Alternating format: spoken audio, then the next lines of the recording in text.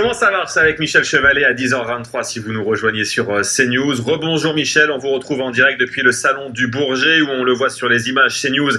Il y a de plus en plus de monde. Michel, direction l'espace, c'est ça, c'est parti?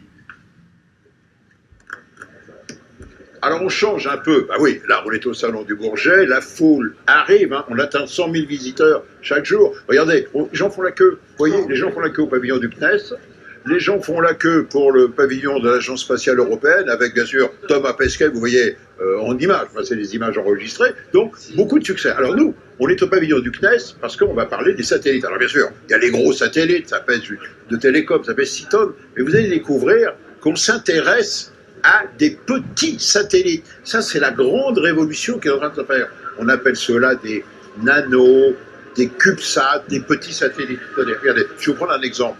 Ce que vous allez voir, ce sont réellement, voilà, vous voyez, regardez, vous voyez, c'est tout petit. Ça tient dans la main, mais ça a déjà été lancé dans l'espace. Et ça a été fait par des élèves de l'école polytechnique.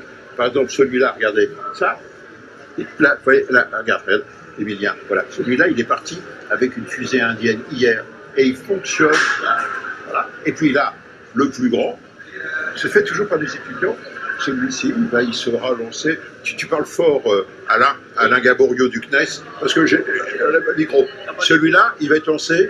Il sera lancé l'année prochaine par un Soyuz en Guyane, et voilà. C'est un satellite d'astronomie qui va nous permettre de faire des images de la galaxie et de la lumière zodiacale, cette lumière qui réfléchit sur les particules du système solaire et qui est un voile pour l'observation du fond de l'univers.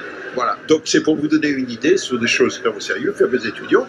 Donc moi, quand j'étais élève ingénieur, on faisait des travaux, on ne savait pas trop à quoi ça servait. Ben là, vous vous rendez compte, la motivation pour les étudiants, c'est de travailler réellement sur des petits satellites qui vont être lancés, c'est-à-dire qu'ils doivent obéir à la même rigueur que les gros satellites. Alors,